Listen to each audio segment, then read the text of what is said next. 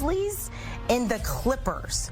Only one game or less separating all of those teams, and it's about to be wild in the West. We need to come up with a new saying instead of like the wild, wild West. Yeah. I feel like it's going to be overused. Ashley Nicole Moss, by the way, what up? Don't you think so? I feel like we need to come up with something wacky. Wild card. I don't know. I'll sit on it. We'll come up with it. But talk to us, though, just in general. We're going to get into some of the games coming up tonight, including this one. How insane is the end of the season about to be in the West? It's going to be extremely insane. And, like, when you talk about the Western Conference, you're always talking about this. This is such a stacked conference. It's such a talented conference.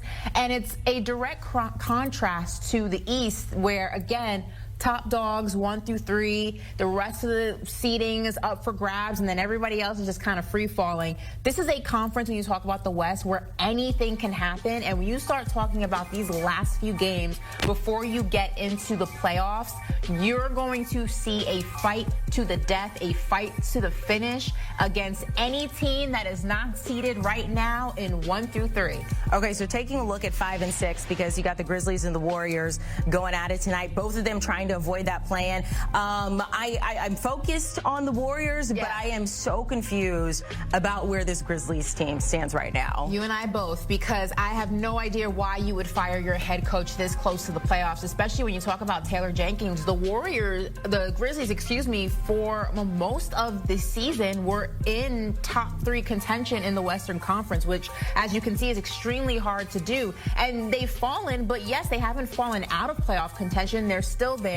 The games that they lost with John Morant not being on the floor. I don't put that on Taylor Jenkins. There is something that happened behind the scenes. I don't know what it is, but I'm willing to bet it's more than just they dropped from 3 to 5 and John Morant's unhappy with the offense. Something's not making sense. The water's a little murky, but if you ask me, out of the two who I have more faith in, the Golden State Warriors, you got Steph Curry. Playoff Jimmy is starting to awaken. He's starting to rise up. His season is upon us. And then obviously you got Draymond, Steve Kerr. These guys are experienced in winning basketball games at the right point of the season. My money's on Golden State every time. Okay, at least those two teams, look, they're in good playoff standings here. A team that is desperately trying to get to that point is the Suns, taking on the Bucks tonight. We now have Kevin Durant out for at least a week. Some people were floating the idea, okay, you just keep him out the rest of the season? But this is a team that is still in win now mode. Yeah, I think with Kevin Durant, good luck keeping him out for the rest of the season. Once he's healthy, he's going to want to play. He's a hooper like that.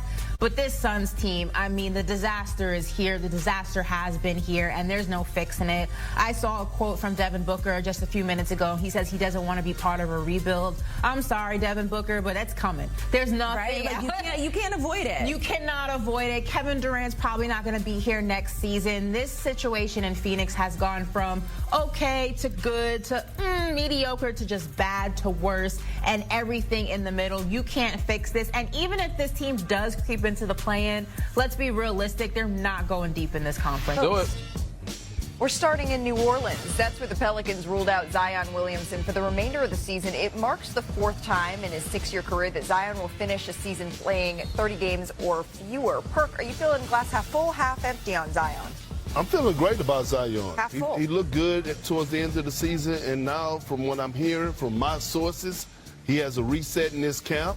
You know, he hired the nutritionist. He got some people in his corner, new people in his corner, and he's looking forward to training and getting in shape, in better shape, coming back stronger next year. I feel good about Zion. I know he was in and out of the lineup, but in the times that we got to see him, he finished the year strong. Good. All right, let's get to today's electric moment, brought to you by Hyundai. Tyrese Halliburton here, isolates Sabonis, drains the 3. Guy he was traded for, right? Nasty step back there. Oh, they traded Tyrese Halliburton. And then look, he's hyping up the Pacers crowd after that. And then here, 40 seconds left to play. Pacers still up 2. Halliburton, Siakam, little pick and pop. Siakam.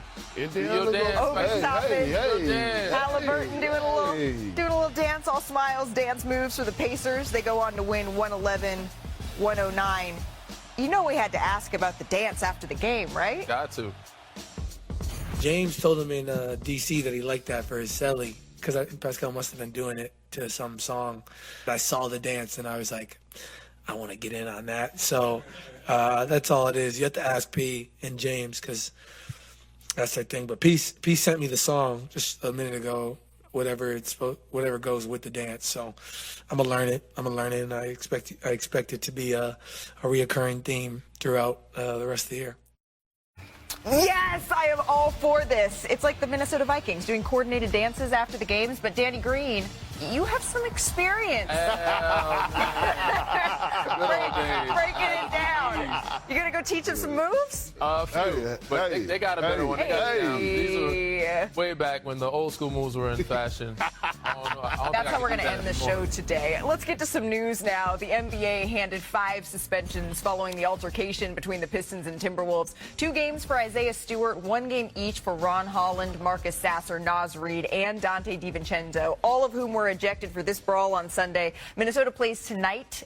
The Nuggets. Detroit's next game is against the Thunder on Wednesday. So the Pistons, they currently hold the 5 seed in the East, just behind the Pacers, who are just 1 win or a Hawks loss away from clinching a playoff spot here. The Pacers, they also moved into 3.5 games back of the Knicks here for the 3 seed. The Knicks should be able to hang on to that number 3 seed here. But let's talk a little bit more about the Knicks. We're joined now by our ESPN senior writer, Chris Herring, who spent time recently on a deep dive into the tale as old as time. It's not Beauty and the Beast, but it's Tibbs and starters minutes here. So let's talk about it again here, Chris. What kind of toll is that workload taking on this Knicks team without Jalen Brunson?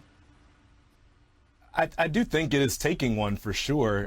This is a team that, if you remember Game 7 last year against Indiana, it was kind of a casualty ward, an injury ward of guys where they'd already had 3 guys that were out for the whole season at that point, and also Jalen Brunson fracturing his hand, OG Anunoby not being able to finish the game after trying to kind of make the Willis Reed moment 5 minutes in. And when you look at it, it's a team that Mikal Bridges leads the league in minutes. He's obviously an Iron Man, but several weeks ago he kind of opened the door to more concerns about this when he talked about the toll that the minutes can take on the starters and wearing them down. Josh Hart has been second in the league in minutes. There have only been 4 times in NBA history where you've had 2 guys from the same team lead the league in minutes.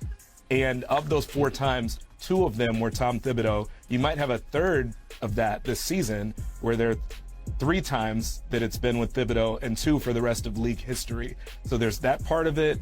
There's the idea that Mikal Bridges has run about 60 more miles than the next closest guy from the Bucks, the next closest wing for the Bucks to do. If you talk about that playoff matchup happening, there's also the fact that there's not been a team since 1987 to lead the league in starters minutes to make the NBA Finals.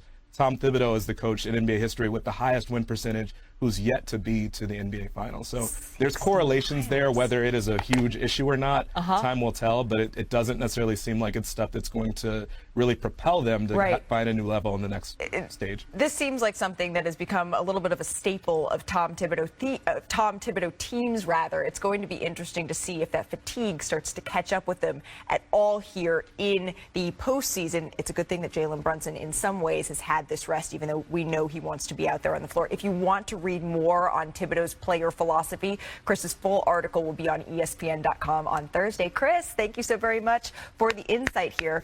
Perk, 60 miles? But do you know how long that would take me to run 60 miles? Whatever. Longer or shorter than you. Let's talk about the Tibbs player approach here. What do you make of this? It feels like we have this conversation sort of every week with the Knicks. They keep on figuring out a way to win. They are winning, but let me say this. Tom Thibodeau, like they say in the country, he's old and he's stuck in his ways. You're not going to change it. DG is not going to change it. I'm not going to change it. Mikal Bridges is not going to change it. Damn it, you're going to play minutes. That's just Tom Thibodeau. Until he starts to gain trust in the others, which has been a blessing in disguise. Yeah. Right? Because now Jalen Brunson being out, now everybody's like, hey, Tibbs, I can actually do some things offensively. Now, all of a sudden, it takes the pressure